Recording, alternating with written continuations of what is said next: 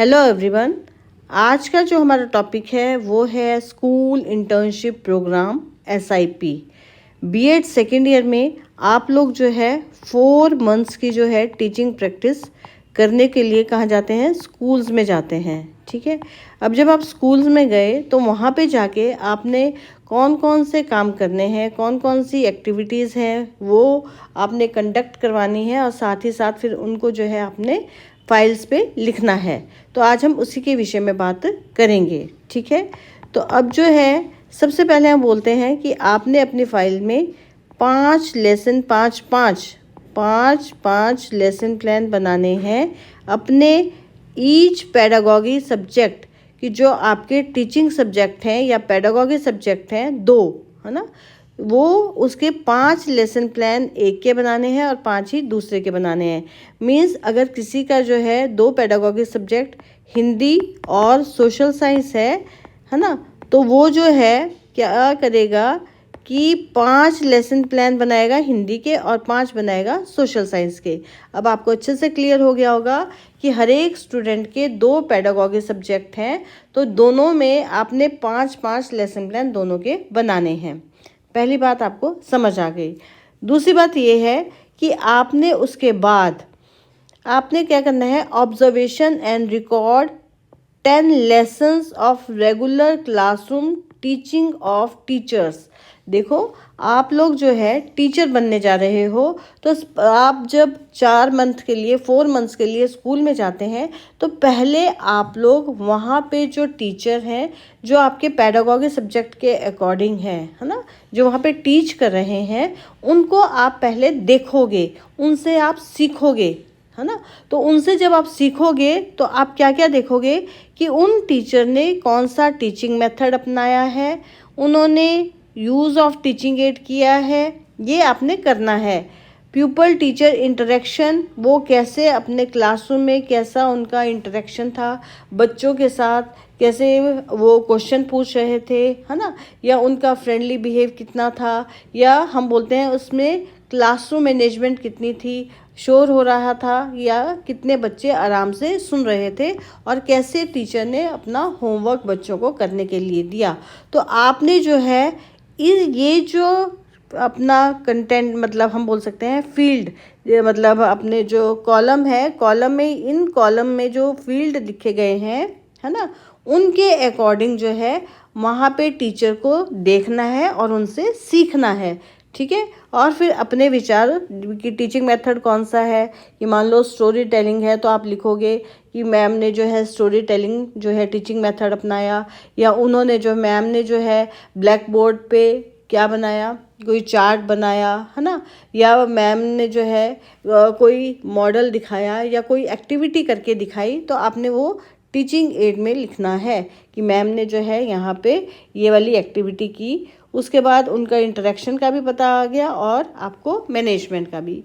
इसी तरह से आपने फिर ये तो बनाने हैं आपने 10 बनाने हैं ईच पेडागॉजी सब्जेक्ट के। जैसे मैंने यहाँ पे एग्जांपल के लिए हिंदी और सोशल साइंस लिया है, तो 10 हिंदी के बनानी है ऑब्जर्वेशन, और 10 ही किसके बनानी है? सोशल साइंस की। मीन्स हम एग्जांपल के तौर पे ये बोल सकते हैं कि आपने जब स्कूल में जाओगे तो 10 क्लासेस जो है आपने हिंदी के टीचर को जो है वो देखना है कि वो कैसे पढ़ा रहे हैं, और उसके बारे में इन मतलब फील्ड को लेके लिखना है। और फिर 10 सोशल साइंस के जो टीचर हैं उनको उनकी क्लास 10 बारी अटेंड करके उनके बारे में आपने लिखना है। इसके बाद आता है हमारा observation and record of 10 lessons. 10 lessons किसे? Peer group. पीयर ग्रुप का मतलब ये है, देखो यहाँ पे पीयर ग्रुप है, यहाँ पे टीचर है, यहाँ पे पीयर ग्रुप है। पीयर ग्रुप का मतलब है आपके साथ जो और टीचिंग प्रैक्टिस के लिए आप ही के साथ आपके जो क्लासमेट हैं, लड़के लड़कियां जो गए हैं, और उनका जो है वहाँ पे वो जाके जब टीच कर रहे हैं, पढ़ा रहे हैं क्लास में, तो आपने उनको ऑब्जर्व करना है कि उनका टीचिंग मेथड कौन सा था, यूज़ ऑफ टीचिंग एड क्या था, प्यूपल टीचर इंटरेक्शन क्या था, क्लासरूम मैनेजमेंट क्या था, और होमवर्क क्या था। ऊपर यहाँ पे आपने टीचर का देखना है जो वहाँ पे रेगुलर टीचर हैं जिनसे हम सीखते हैं। ठीक है। और यहाँ पे हम ये करते हैं कि जो हमने इनसे सीखा है उसको हम कैसे इवेलुएट अपने स्टूडेंट को करते हैं। क्लियर।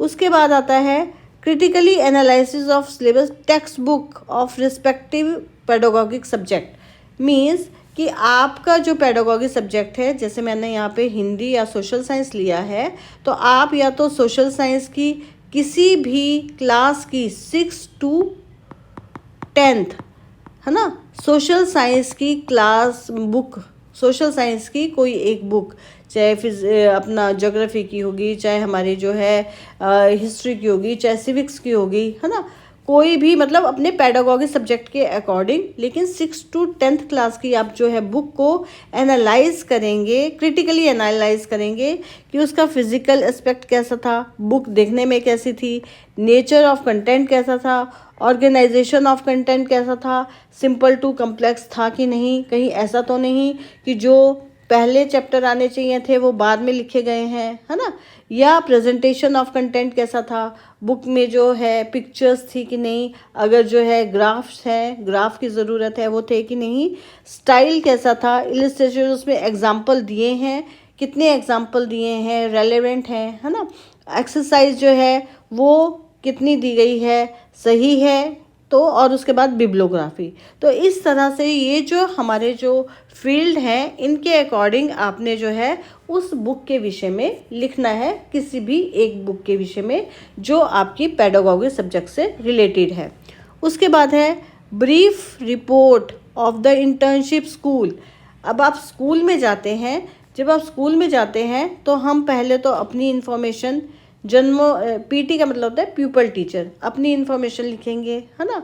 उसके बाद हम फिज़िकल इंफ्रास्ट्रक्चर स्कूल का, कि स्कूल में जो है प्लेग्राउंड है ना, स्कूल में जो है क्लासेस कैसी हैं, लैब है, ठीक है। मतलब कहने का मतलब ये है कि फिज़िकल इंफ्रास्ट्रक्चर जो है स्कूल के विषय में लिखना है।